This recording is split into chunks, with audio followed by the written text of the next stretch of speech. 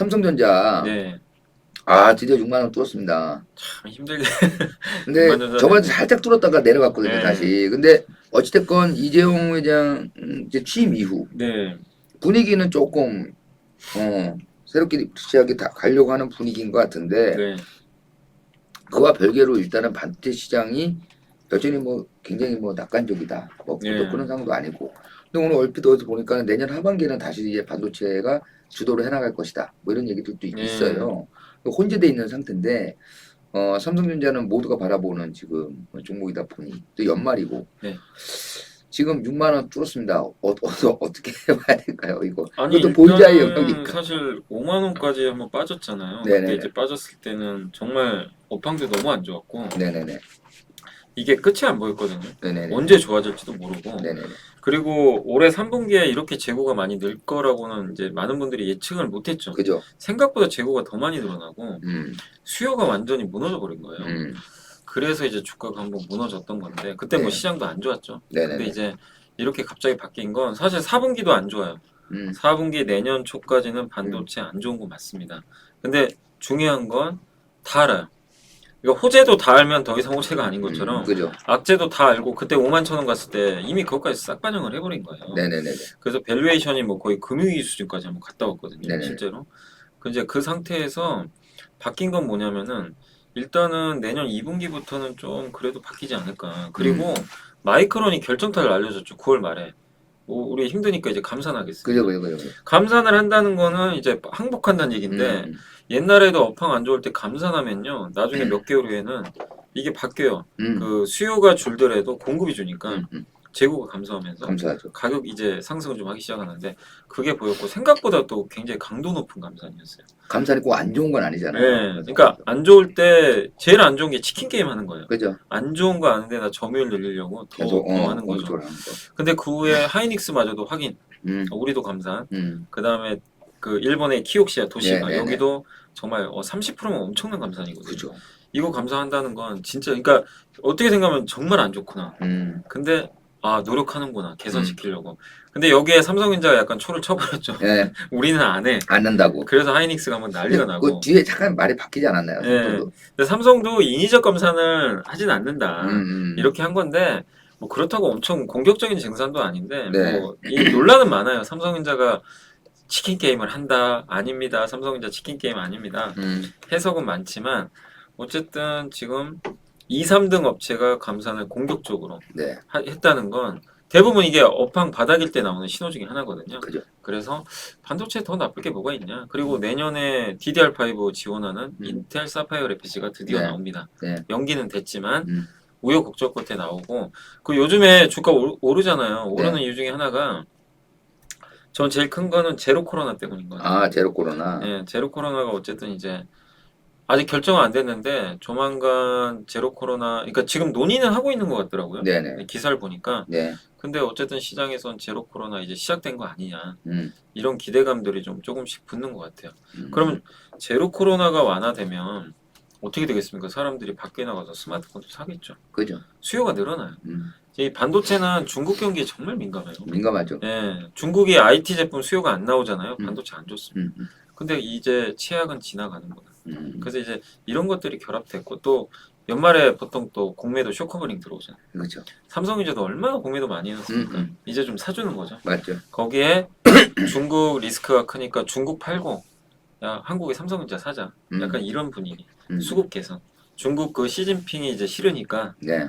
갈아타는 거죠. 이런 수요까지 겹쳐서 우리가 생각한 것보다 좀 빠르게 그때 진짜 5만 원 갔을 때는 진짜 4만 전자 얼마 안 남을 때였거든요. 네, 그죠. 정말 좀 무서웠는데 이젠 6만 전자를 좀 가뿐히 넘어서서 지금 올라가는 이런 분위기가 형성된 건 이런 하나의 요인이 아니라 되게 복합적인 요인들이 작용을 해서 꾸준하게 상승을 하고 있는 거예요. 아마 삼성전자는 위에서 사가지고 지금 내려와서 회복을 기다리시는 분들이 있겠지만 거의 5만 원 초에까지 갔을 때는 이거는 담아야지라고 해서 그때 담으신 분들도 있어요. 맞아요. 네.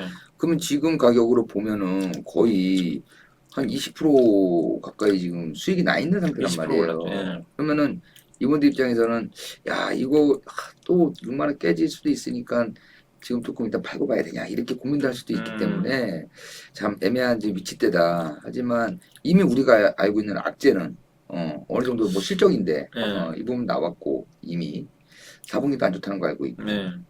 그래서 그러니까 지금 혹시 싸게 사신 분들 중에서는 고민은 될 거예요. 이거 팔아야 될까 네. 말아야 될까. 근데 애매하면요 절반 파는 건 맞아요. 네. 그건 뭐 잘못된 거 아닙니다. 뭐 왜냐면 이건 뭐 수익 나신 분의 선택이니까. 네네.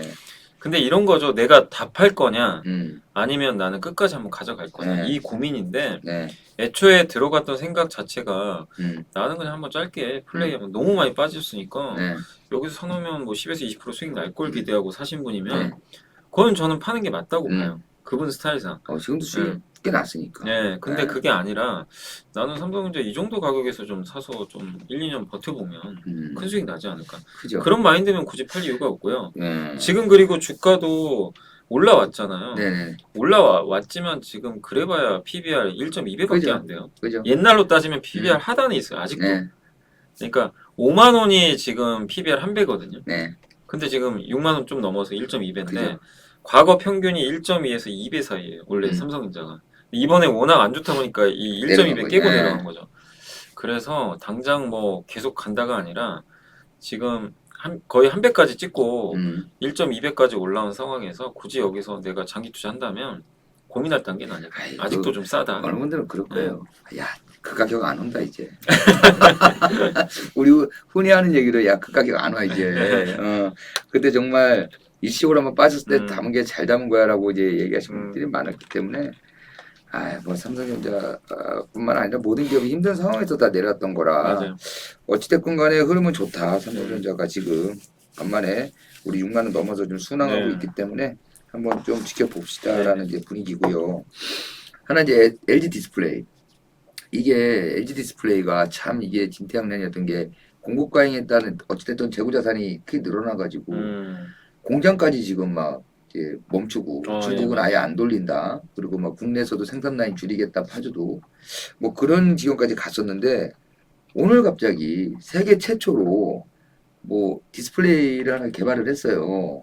그래서 뭐 스트레쳐블 디스플레이라는 걸 이제 개발을 해가지고 간만에 지금 8, 9%대 상승 중입니다. LG 디스플레이가 간만에. 그래서 LG 디스플레이는 정말 이게 오랫동안 봐와서 투자하신 분들은 정말 욕도 했다가 웃었다가 욕도 했다가 이런 종목인데 그동안 완전히 그 침체돼 있었거든요. 그리고 뭐 LG 디스플레이만 힘든 게 아니라 LG 디스플레이하고 관계돼 있는 뭐 원재료 업체라든가 이런 데들도 완전히 같이 무너졌거든. 디스플레이 시장 완전 침체되면서. 근데 간만에 좀 호재가 하나 나와가지고 분위기를 살리고 있는데 너무 많이 빠진 거에 대한 그런 또 저기 상승 부분인 건지. 예, 저는 일단 이렇게 봐요. 그러니까 LG 디스플레이도 정말 최악이었죠. 진짜 너무 안 좋았는데 약간 이제 지금 올라가는 이유 중에 저는 좀 큰 게 일단 두 가지 같아요. 첫 번째가 중국 아까 말씀드렸죠. 제로 코로나죠. 그럼 중국의 IT 기기 수요가 좀 늘어나거든요. 늘어난다. 어차피 이제 LG 디스플레이도 어쨌든 이제 LCD라든가 OLED 공급을 하고 있으니까 이런 면에서 좀 긍정적인 모멘텀이 좀 나오지 않을까. 그리고 실제로 지금 최근에 LCD 좀 감산을 하다 보니까 LCD 가격이 지금 반등하기 시작했어요. 계속 빠졌어요. LCD 가격이. 근데 드디어 지금 반등에 좀 성공하는 모습들이 좀 나오니까 더 이상 패널 가격 안 떨어지겠다. 이 기대감. 그럼 좀 실적이 더 나빠지진 않을 거 아니에요. 그게 있고 아까 말씀드린 대로 쇼 커버링, 공매도 환매. 공매도 환매 나오니까 이게 오를 때요 더 올라갑니다. 이 두 가지가 좀 수급까지 좀 붙여가지고 올라가는 것 같은데 다만 LG 디스플레이는 저는 좀 아직까지는 굉장히 좀 여전히 보수적으로 보고 있는 이유 중에 하나가 이 경쟁력의 문제거든요. 그러니까 뭐 우리가 삼성전자 하이닉스의 경쟁력을 걱정하는 사람 많지 않잖아요. 어차피 마이크론까지 3사하고 가점이라서 누가 또 거기에 갑자기 중국 업체가 하나 나 숟가락 들고 와가지고 나 좀 뺏어가겠다 이럴 수도 없어요. 지금 미국이 막아버리니까. 맞아요.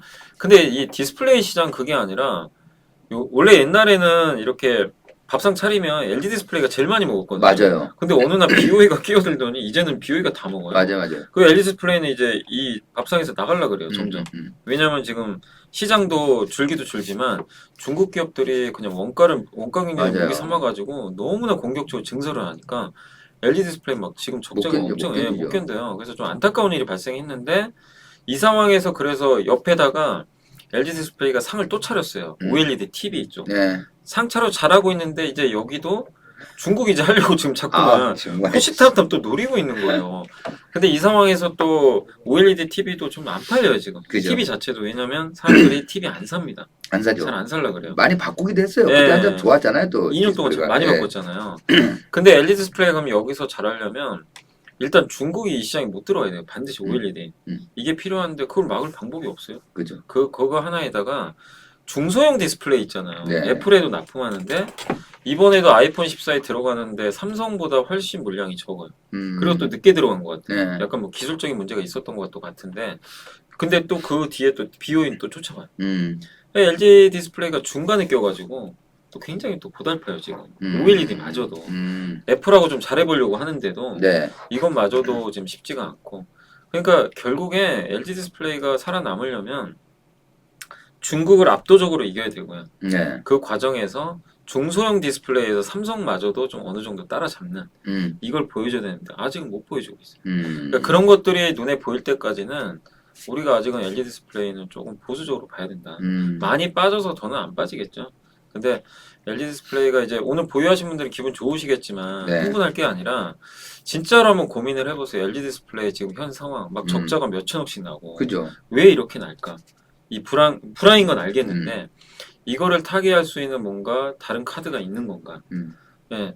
근데 LG 디스플레이 제일 주력은 TV예요. 네. TV. 전방 산업인 TV가 성장을 해야 되는데 성장할 수 있는 지금 룸이 많지가 않아요. 그 사람들은 TV 자주 안 바꿉니다. 그죠. 한번 바꾸면 한 10년이에요. 10년이에요. 근데 이게 스마트폰 시장을 왜 뚫어야 되냐면 스마트폰 2, 3년 하면 그렇죠. 교체한단 말이에요. 시장 레벨이 달라요. 그래서 뭔가 LG 디스플레이는 이 TV도 중요하지만 TV 말고도 이 스마트폰 아니면 그 요새 자동차에도 들어가잖아요. 네. 이쪽에서 TV만큼의 뭔가를 낼 수 있는 그런 모멘텀들을 만들어내야 되는데 똑같죠. 시간이 걸려요 또 이것마저도. 그래서 LG 디스플레이는 저는 어쩔 수 없이 박스권. 그리고 여기서 제일 무서운 게 아니 그러면 중국이라도 안 하면 정말 편해요 솔직히. 네, 그죠. 그냥, 또 시장이라도 예. 잘 먹고 있으니까. 근데 중국은 계속 끼어든단 말이에요. 그러니까 이제 이것마저도 피곤해요. 그래서 저는 조금 여전히 LG 디스플레이는 좀 넘어야 될 산들이 많아서 네. 좀 보수적으로 여전히 생각을 하고 그래서 있습니다. 오늘 그 개발한 거를 얼핏 그 타이틀만 보니까 접고 펴고. 근데 이게 좋죠. 이런 걸 하면은 좋은데 시장성이 있냐 이거예요. 지금 시장을 이게 막 몇 억대 팔려야 되잖아요. 네, 그죠. 근데 그럴 수 있겠냐 이거죠. 아, 이게 진짜. 딜레마죠. 옛날에 기억나세요? 옛날에 제가 아직도 기억나는 게 저도 진짜 그 옛날에 한 10년 전인가 네. 3D TV 집에 네, 3TV. 유행했죠. 예. 집에서 뭐 아바타 보고 안경 끼고 예. 소리 소문 없이 망했어요. 없어졌죠. 누가 지금 집에서 3D TV 봅니까? 그렇게 될 수도 있어요. 그러니까 이게 기술을 만드는 건 좋은데 확장성은 있어야 돼요. 누구나 사용할 수 그죠. 있는. 그게 지금 메타가 고생하는 게 VR 기기 만든 건 좋은데 네. 아직 대중성이 좀 떨어지는 예. 거죠. 근데 그게 대중화되면 주가 레벨이 그때부터 달라요. 이제 예. 달라지는 거죠. 그러니까 LG도 이런 노력은 너무 좋은데 이거 만들었다고 갑자기 이게 펀더멘탈 바뀌진 않아요. 그죠. 예. 만든 게 중요한 게 아니라 이거를 활용을 해서 돈 벌어야 돼요. 예, 돈을 벌어야 되는데 예. 지금 너무 심해요. 심각한 수준으로 지금 실적이 네. 많이 빠져가지고. 다만 이제 올라가는 건 아까 말씀드린 최악은 끝나간다.